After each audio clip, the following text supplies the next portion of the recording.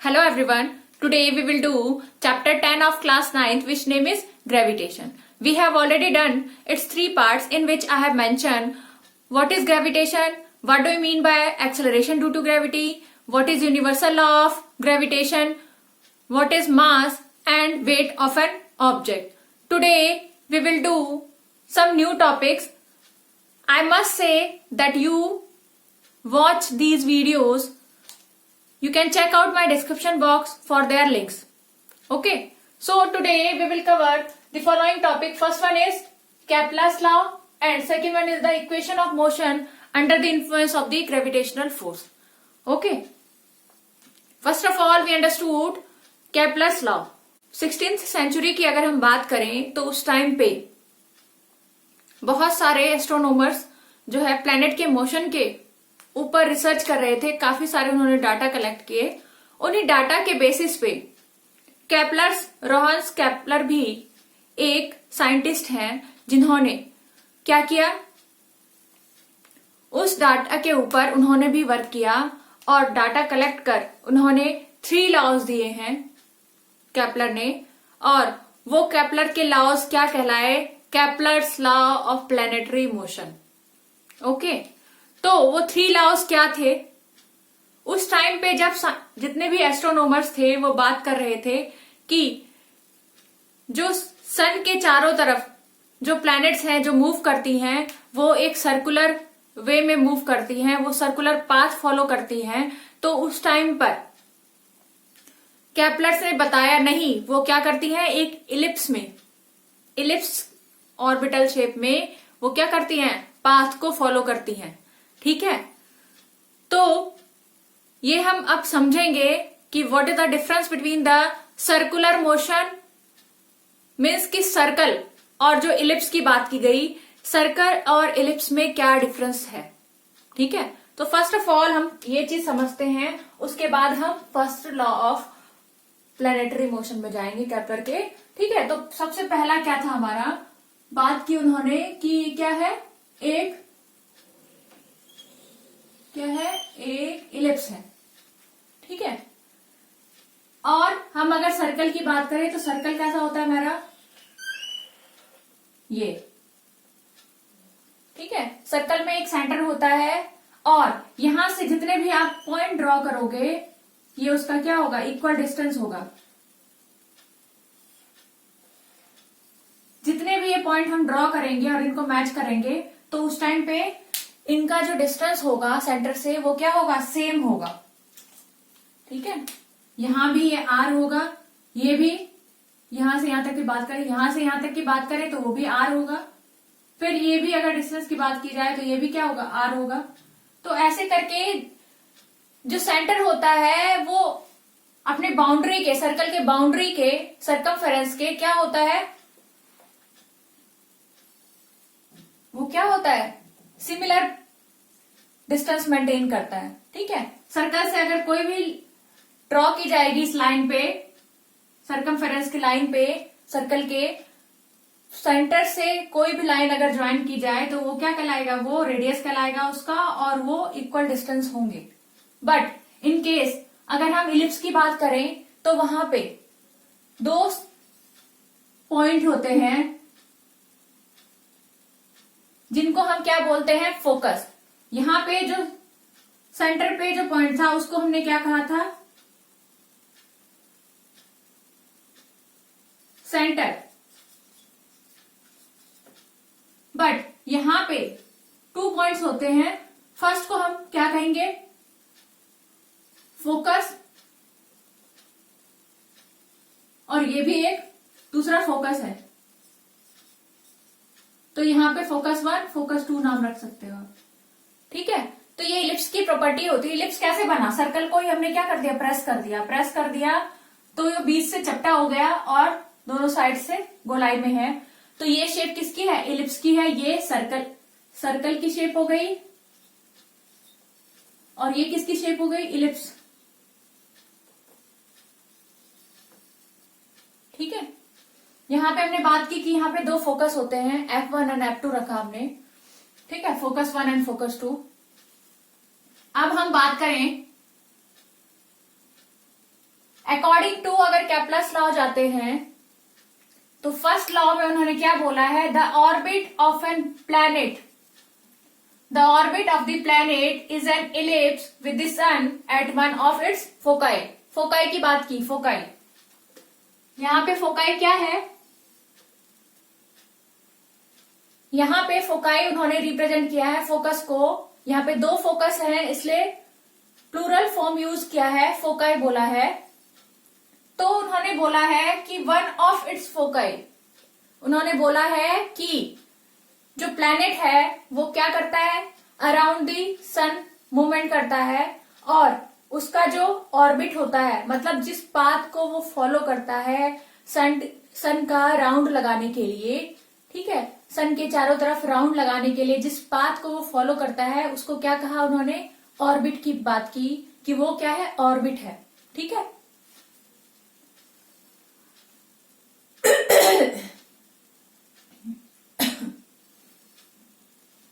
उन्होंने कहा वो पाथ क्या है, ऑर्बिट है।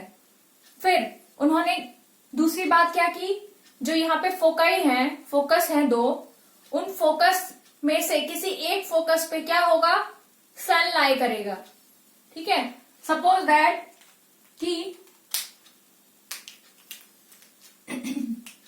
सन हमारा फोकस 1 पे हमारा सन है, ठीक है, और हम सपोज कर रही है जो ऑर्बिट है वो किसका है, अर्थ। अर्थ इसके चारों तरफ राउंड लगा रही है अर्थ। अभी अर्थ कहां पे है, यहां पे है, ठीक है, और ये अर्थ का राउंड हो गया, मीन्स के अर्थ का ये ऑर्बिट हो गया, ये हमारा क्या है, सन है। ठीक है, अब हम बात करेंगे, उन्होंने क्या कहा, the orbit of the planet is an ellipse with the sun at one of its foci. क्या कहा, ऑर्बिट ऑफ अ प्लैनेट, मतलब यहां प्लैनेट कौन है, अर्थ है। अर्थ का जो ऑर्बिट है, अर्थ जो पाथ फॉलो कर रहा है, एक ऑर्बिट क्रिएट कर रहा है, उस ऑर्बिट के किसी एक फोकस पे सन क्या करेगा, लाई करेगा, सन प्रेजेंट होगा वहां पे। ठीक है, ये बात हो गई। दूसरे अगर हम लॉ में जाएंगे, उससे पहले इस लॉ को जो है लॉ ऑफ ऑर्बिट भी कहा गया, क्योंकि यहां पे ऑर्बिट की बात की गई। ठीक है, तो इसको लॉ ऑफ ऑर्बिट भी कहा गया है, केपलर्स के फर्स्ट लॉ को। ठीक है, दूसरे अगर हम दूसरे लॉ पे जाते हैं तो उसमें क्या कहा गया है, the line joining the planet and the sun sweeps equal areas in equal interval of time. क्या कहा जा रहा है, जो लाइन ज्वाइन करें अर्थ और सन के बीच में अगर लाइन ज्वाइन करते हैं, ठीक है, वो अब हम करके दिखाते हैं आपको।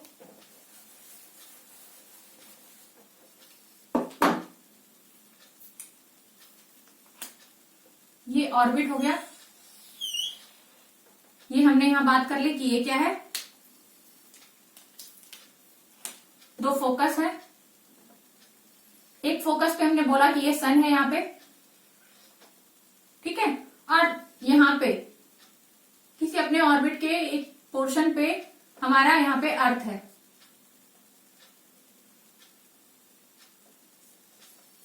ठीक है, अब बात की जा रही है कि अगर लाइन ज्वाइन किया जाए प्लैनेट एंड द सन, सन और प्लैनेट, प्लैनेट यहां पे क्या है, हमारा अर्थ है, तो उनके बीच में अगर लाइन को ज्वाइन किया जाए, मीन्स कि यहां पे है ये और यहां से इसको हमने क्या कर दिया, ज्वाइन कर दिया। ठीक है, तो उस कंडीशन में क्या हुआ, हम एक सपोज कर रहे हैं कि यहां पे वो क्या कह रहा है, लाइन ज्वाइनिंग कर दिया, sweeps equal areas in equal interval of time. वो क्या करता है, अगर अर्थ इस टाइम पे इतना है, यहाँ पे अर्थ एक अपना ऑर्बिटल जो उसका टाइम पीरियड होता है वो कितना होता है, 366 डेज या 365 एंड 6 आवर्स में वो क्या करता है, एक पूरा राउंड लगा लेता है, किसका, सन का, अर्थ। ठीक है, एक पूरा राउंड लगाने में उसको कितना टाइम लगता है, 365 डेज एंड 6 आवर्स अप्रॉक्स। ठीक है, तो ये जो राउंड लगा रहा है वो, तो सपोज दैट पहले यहां पे था, अब हमने सपोज कर लिया कि अब राउंड लगाने के बाद वो कुछ टाइम के बाद, सपोज कर लेते हैं कि 300 डेज के बाद, या फिर सपोज करते हैं 30 डेज के बाद, अब क्या अर्थ कहां पहुंचा, 30 डेज के बाद अर्थ कहां पहुंच गया, यहां पहुंच गया अब। ठीक है, अर्थ अब कहां पहुंच गया, यहां पे पहुंच गया आफ्टर 30 डेज।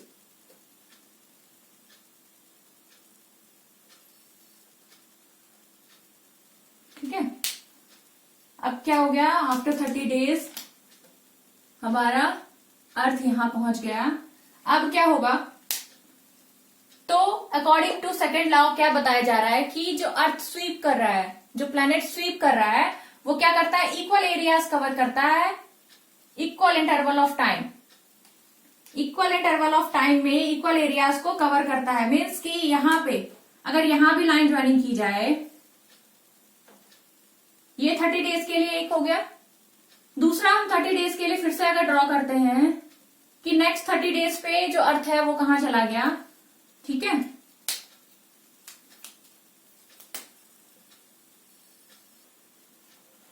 नेक्स्ट 30 डेज पे अर्थ सपोज दैट यहां पहुंच गया। अब हम इसका लाइन ज्वाइनिंग करेंगे। ठीक है, ये 30 डेज, ये भी 30 डेज है।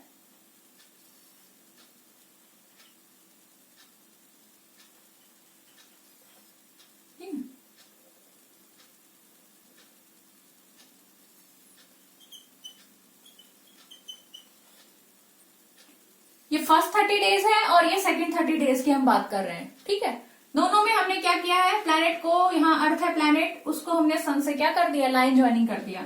यहां से यहां तक का एक ले लिया, एक एरिया यहां से यहां तक का होगा। ठीक है, जो हमारा इलिप्स होता है उसकी एक प्रॉपर्टी होती है कि अगर एक फोकस से लाइन ड्रॉ किया जा रहा है, यहां से लेके यहां तक कर दिया ऐसे। ठीक है, दूसरा लाइन ड्रॉ हमने यहां से लेके यहां तक कर दिया। ठीक है, तो एक फोकस से जो दो लाइन ज्वाइनिंग होती है ना, तो इसका सम मीन्स कि यहां पे हम बात कर रहे हैं कि ये जो है T1, ये हमारा हो गया D1, ये हो गया D2। ठीक है, तो D1 प्लस D2 जो होगा वो किसके इक्वल टू होगा, यहां हम बात कर रहे हैं कि ये D3 है और ये D4 है। ठीक है, तो ये किसके बराबर होगा, इसका जो सम होगा, ये जो लाइन ज्वाइनिंग है वो किसके सम के बराबर होगा, इस लाइन ज्वाइनिंग के सम के बराबर होगा। ठीक है, तो हम यहाँ पे बात करते हैं D3 प्लस D4, ये आपस में क्या होंगे, इक्वल होंगे। ये प्रॉपर्टी है इलिप्स की, वही प्रॉपर्टी यहाँ पे लगेगी। ठीक है, कि क्या बताई जा रही है कि 30 डेज, फर्स्ट 30 डेज में अर्थ यहां से यहां स्विप कर गया, तो लाइन ज्वाइनिंग जो हुई, तो हमने यहाँ पे इस पोजीशन को A बोल दिया, इस पोजीशन को B बोल दिया। अब हम यहाँ C बोल देंगे। ठीक है, तो अब क्या है, जो लाइन ज्वाइनिंग हुई है यहां से यहां तक, A से B तक। ठीक है, तो ये क्या है, ये 30 डेज है। ये भी हम बात करें, ये दोनों क्या है आपस में, अगर इनको ऐड किया जाए तो ये इन दोनों के एडिशन के बराबर है। Means according to property of the ellipse हम बात करें अगर,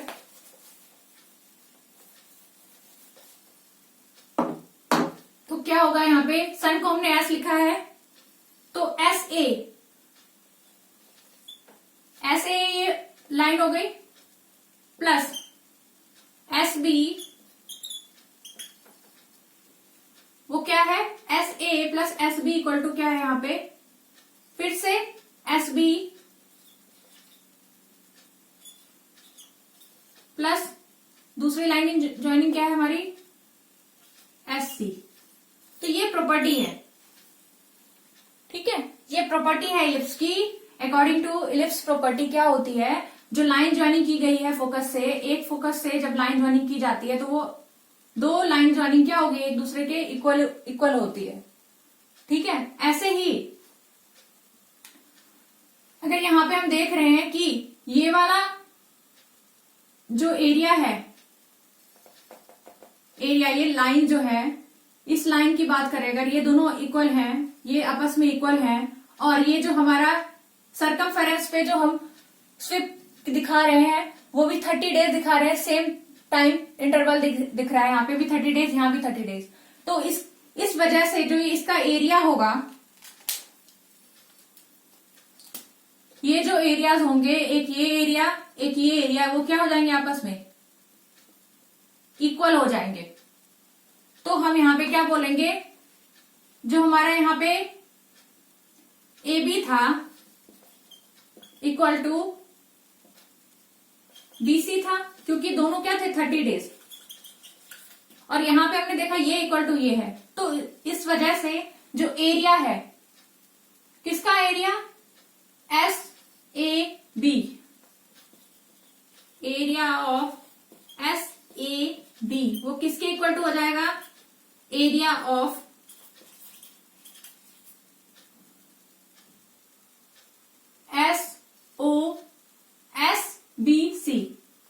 SBC, मतलब एक ये वाला एरिया और एक ये वाला एरिया, ये दोनों क्या हो गए आपस में इक्वल हो गए। तो वही बात कर रहे हैं सेकेंड लॉ में केपलर्स, क्या बात कर रहे हैं, the line joining the planet and the sun, जब लाइन ज्वाइन किया जाता है प्लैनेट और सन के बीच में, जब लाइन ड्रॉ किया जाता है तो sweeps equal areas in equal interval of time. और हम अगर टाइम इंटरवल सेम लें स्वीपिंग का, कि यहां से यहां स्वीप की है अर्थ और फिर यहां से यहां स्वीप की है अर्थ, तो उनके बीच का जो एरिया क्रिएट होगा वो क्या होगा, इक्वल होगा। ठीक है, तो यहां पे बात की गई थी किसकी, एरिया की। तो इसको क्या कहा गया, कौन सा लॉ कहा गया, लॉ ऑफ एरिया भी कहा जाता है केपलर्स का। फर्स्ट वाले को हमने लॉ ऑफ क्या कहा था, यहां पे ऑर्बिट की बात हो रही थी, तो ये लॉ ऑफ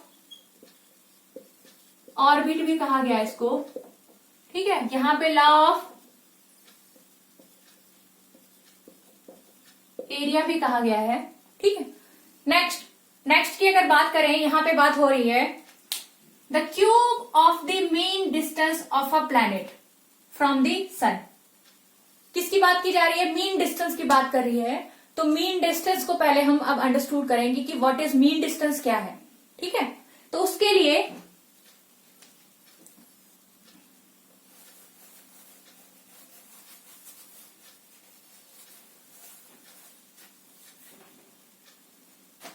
यहां पे हम बात करें कि इलिप्स है, ठीक है, दो फोकस हो गए,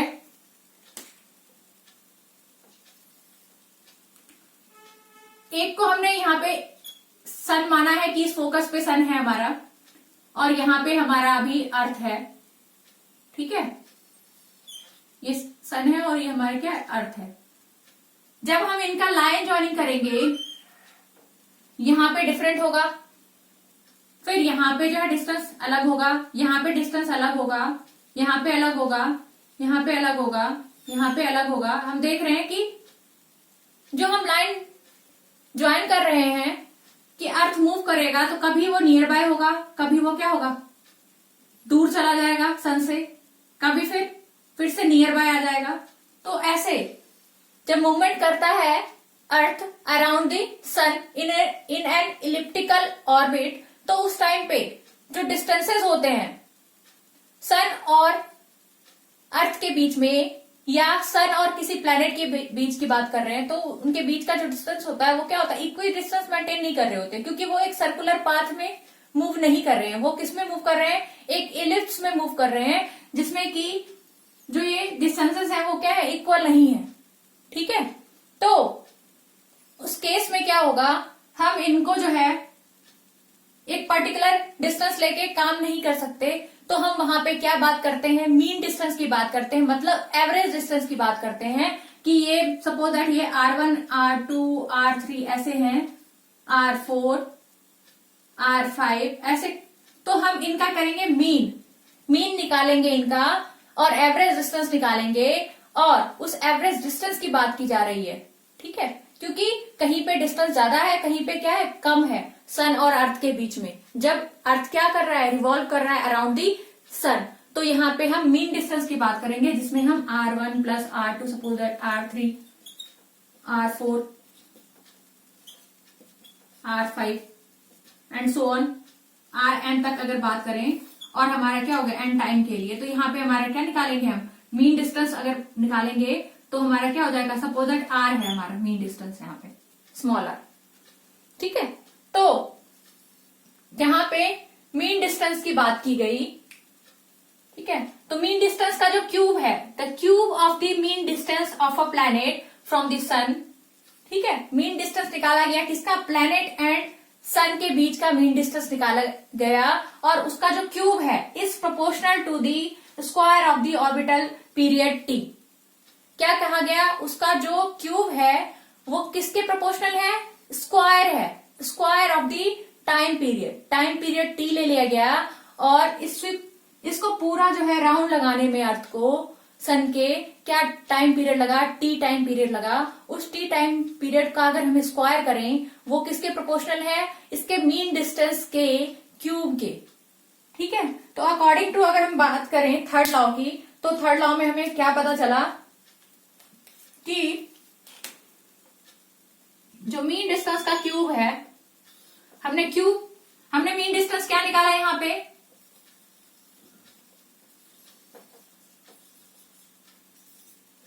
हमने यहाँ पे क्या निकाला है, R निकाला है।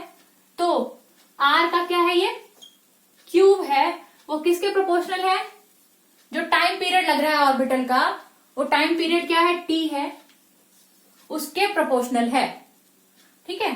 तो अगर हम यहाँ पे प्रोपोर्शनैलिटी की साइन हटाते हैं, तो हमारे पास क्या आता है, एक कांस्टेंट आता है, और मल्टीप्लाई में t, और यहाँ पे टी स्क्वायर, यहाँ पे ये टी स्क्वायर है, ठीक है, क्योंकि square of the time period है ना, square of the time period, ठीक है। अब यहाँ पे हम r क्यूब अपॉन में टी स्क्वायर कर सकते हैं, क्योंकि ये मल्टीप्लाई में यहां जाके डिवाइड में चला जाएगा, इक्वल टू कांस्टेंट, ठीक है। क्या हो गया, ये r की क्यूब अपॉन में T square equal to constant हो गया। ये थर्ड लॉ में केप्लर्स ने प्रूफ किया है, बताया है, एक एक्सप्रेशन दिया है कि क्या है, r की क्यूब मीन्स की मीन डिस्टेंस, ठीक है, वो क्या है, अपॉन में T square equal to constant हो गया, ठीक है। अब यहां पे ये हम बात कर रहे थे किसकी, टाइम पीरियड की बात कर रहे थे, तो इसको हमने लॉ ऑफ टाइम पीरियड भी बोला था, ठीक है। लॉ ऑफ टाइम पीरियड से भी आप बहुत जगह देखोगे लिखा होता है law of time period, third law.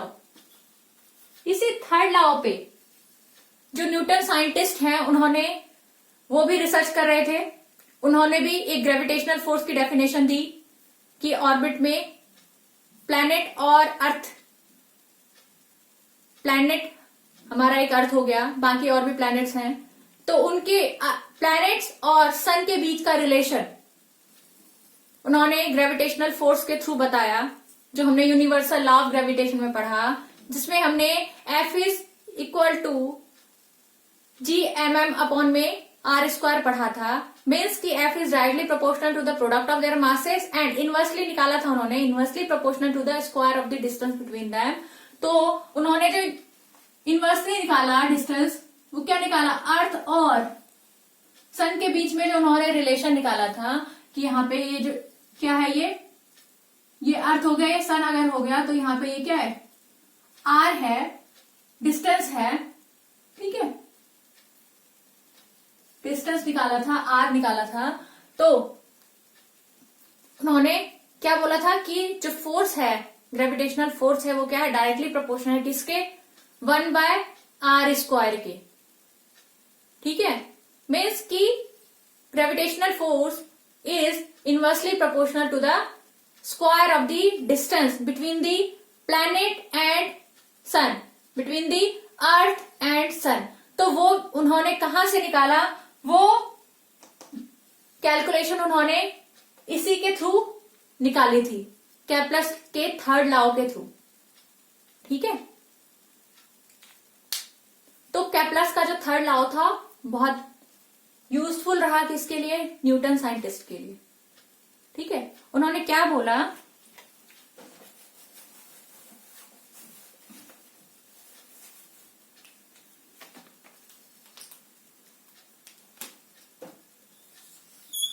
उन्होंने बोला कि ऑर्बिट में मूव हो रहा है सन, उन्होंने एक सर्कुलर पाथ को ही सपोज किया था। और क्या बोला उन्होंने, क्या कहा, एक सर्कल, क्योंकि वो सर्कुलर मोशन ले रहे थे, उन्होंने बोला सन और अर्थ के बीच में क्या हो रहा है, सर्कुलर मोशन। ये सन हो गया, ये हमारा अर्थ हो गया यहाँ पे, और उनके बीच का जो यहाँ डिस्टेंस है वो क्या हो गया, आर हो गया। ठीक है, और यहाँ पे जो फोर्स लगेगा उन्होंने क्या बोला, एफ जो है वो इनवर्सली प्रोपोर्शनल है किसके, आर स्क्वायर के। ठीक है, वो कैसे कैलकुलेट किया उन्होंने बताया कि सपोज दैट जो हमारा अर्थ है वो रिवॉल्व कर रहा है सर्कुलर मोशन में, और उस टाइम पे उसकी स्पीड क्या है, v क्या है, उसका वेलोसिटी ऑफ प्लैनेट, आर उन्होंने क्या लिया, डिस्टेंस और radius between sun and earth. ठीक है, और उन्होंने एक रिलेशनशिप बताया कि एफ जो है वो क्या है, डायरेक्टली प्रोपोर्शनल है किसके, वी स्क्वायर बाय आर के। ठीक है, और v निकाला उन्होंने कैसे, v क्या होता है हमारा, वेलोसिटी क्या होता है, डिस्टेंस अपॉन में टाइम। तो टोटल डिस्टेंस क्या है हमारा, सर्कमफेरेंस की बात की जाएगी, टोटल डिस्टेंस क्या हो जाएगा, v होता है हमारा डिस्टेंस अपॉन में टाइम, और यहाँ पे टोटल डिस्टेंस क्या है, 2πr, और टाइम क्या है, t। तो यहाँ पे अगर v की वैल्यू रखी जाए तो यहाँ पे हमारे पास क्या आएगा, v स्क्वायर की जगह पे हम ये वैल्यू रखेंगे तो हमारे पास क्या आएगा, f is directly proportional to क्या आ जाएगा, यहाँ पे आप यहाँ पे v स्क्वायर की पहले वैल्यू निकालो, v स्क्वायर की वैल्यू क्या आएगी मेरे पास, 2πr अपॉन में t का स्क्वायर। ठीक है, तो क्या है मेरे पास यहाँ पे, अगर हम खाली बात करें, कांस्टेंट को छोड़ दें, कांस्टेंट वैल्यू को, जो 2π है कांस्टेंट वैल्यू हो गई, उसको छोड़ दें अगर, तो हमारे पास क्या आएगा, v स्क्वायर जो है वो क्या है, डायरेक्टली प्रोपोर्शनल किसके, वो डायरेक्टली प्रोपोर्शनल है आर स्क्वायर अपॉन में टी स्क्वायर। और इसको हम अगर डिफ्रेंशिएट करें तो यहाँ पे हमारे पास क्या आएगा, जो v स्क्वायर है इज डायरेक्टली प्रोपोर्शनल, अगर 1/r हम यहाँ पे अलग से ले लें तो हमारे पास यहाँ पे क्या हो जाएगा, आर की क्यूब हो जाएगी, और ये टी स्क्वायर हो जाएगा बैलेंस करने के लिए, क्योंकि ये आर जो है एक्स्ट्रा हमने यहाँ नीचे ले लिया है, तो यहाँ भी हमें आर को बढ़ाना पड़ेगा। ठीक है, तो ये एक रिलेशन हो गई, ये यहाँ पे हमारे पास जो आया रिलेशन, ये क्या है, आर की क्यूब अपॉन में टी स्क्वायर। आर की क्यूब अपॉन में टी स्क्वायर क्या था, कांस्टेंट था according to the third law of the Kepler. ठीक है, तो ये इन्होंने क्या बोला न्यूटन ने, कि ये क्या हो गया, एक कांस्टेंट बन गया, तो उन्होंने वी स्क्वायर को क्या लिया, is directly proportional to 1/r। ठीक है, क्या बोला उन्होंने, जो वी स्क्वायर है वो डायरेक्टली प्रोपोर्शनल है किसके, 1/r के। ठीक है,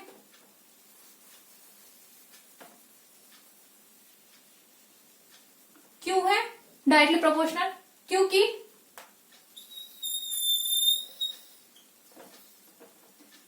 यहां पे जो हमारे पास आर की क्यूब है अपॉन में टी स्क्वायर, वो क्या है, कांस्टेंट है। क्यों कांस्टेंट है, according to third law of Kepler. ठीक है, कांस्टेंट हो गया। अब मेरे पास क्या आया, v square is directly proportional to किसके आया, 1/r के। और यहाँ पे हमने एक इक्वेशन मान लें इसको, अगर हमने यहाँ पे क्या लिखा था कि f जो है वो क्या है, डायरेक्टली प्रोपोर्शनल है v स्क्वायर बाय r के, तो v स्क्वायर की वैल्यू हमने यहाँ क्या रखी, 1/r,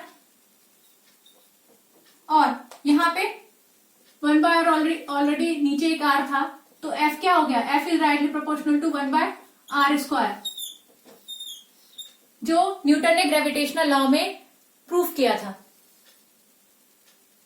यूनिवर्सल ग्रेविटेशन लॉ में, लॉ ऑफ ग्रेविटेशन में। ठीक है, तो ये हमारे पास ये चीज आ गई।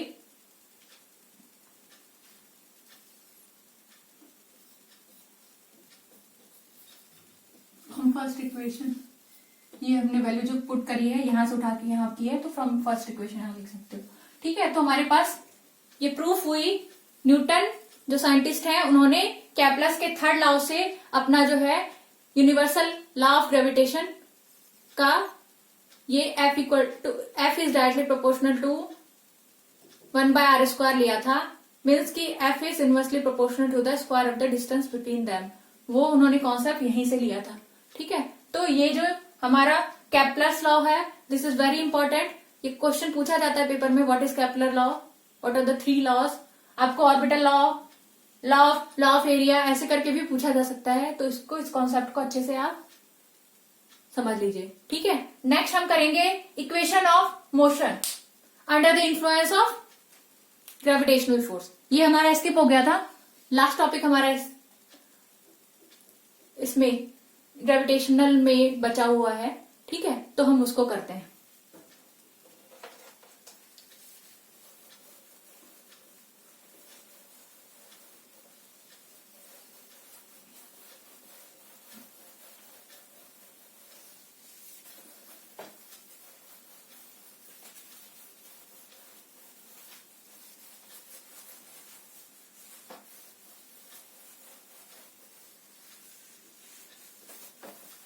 तो हम यहाँ पे क्या बात कर रहे हैं, equation of motion. Equation of motion हमने 3 इक्वेशन ऑफ मोशन पढ़े। ठीक है, जो हमने force and laws of motion में किए थे, और मोशन चैप्टर में भी हमने पढ़े थे। इक्वेशन ऑफ मोशन की बात कर रही हूँ, मोशन चैप्टर में हमने इक्वेशन ऑफ मोशन 3 मोशन किए थे। इक्वेशन कौन कौन से इक्वेशन किए थे, S equal to ut plus half at²। दूसरा क्या था, v equal to u plus at। और तीसरा क्या था हमारा, v² minus u² equal to 2as। तो यहाँ पे हम ग्रेविटेशनल फोर्स की बात कर रहे हैं, और यहाँ पे हमने प्रीवियस क्लास में अपने पढ़ा है। ठीक है, इस वीडियो के प्रीवियस क्लास में, मीन्स कि इस चैप्टर के, ग्रेविटेशनल चैप्टर के प्रीवियस क्लास में हमने एक्सेलरेशन ड्यू टू ग्रेविटी की बात की। उसमें हमने क्या पढ़ा, अगर कोई ऑब्जेक्ट जो है वो क्या कर रहा है, फॉल कर रहा है टुवर्ड्स द अर्थ सरफेस, उस पे क्या लग रहा होता है उस टाइम पे, एक्सेलरेशन ड्यू टू ग्रेविटी लग रही होती है, मीन्स की ग्रेविटेशनल फोर्स लग रहा होता है, अर्थ अपना ग्रेविटेशनल फोर्स लगा रही होती है, और उस टाइम पे उस ऑब्जेक्ट का क्या होता है, वेलोसिटी में चेंज आता है, और उस ऑब्जेक्ट के वेलोसिटी में चेंज होने के कारण उसमें क्या प्रोड्यूस होता है, एक एक्सेलरेशन प्रोड्यूस होता है। उस एक्सेलरेशन को हमने क्या नाम दिया, एक्सेलरेशन ड्यू टू ग्रेविटी। ठीक है, तो यहाँ पे जब हम मोशन चैप्टर में इक्वेशन ऑफ मोशन की बात कर रहे थे, तो उस टाइम पे हमने ये 3 इक्वेशंस दिए थे, जिसमें एक्सेलरेशन की बात हुई है। ठीक है, हमने एक यूनिफॉर्म एक्सेलरेशन माना था, सपोज किया था उसमें, और एक्सेलरेशन की बात की गई है। तो वो एक्सेलरेशन अगर इन केस ऑफ हम ग्रेविटेशनल फोर्स की बात करते हैं, तो वहां पे एक ही जगह हम क्या यूज करेंगे, small g, means acceleration due to gravity. ठीक है, तो यहाँ पे सिंपली है, अगर अंडर द इन्फ्लुएंस ऑफ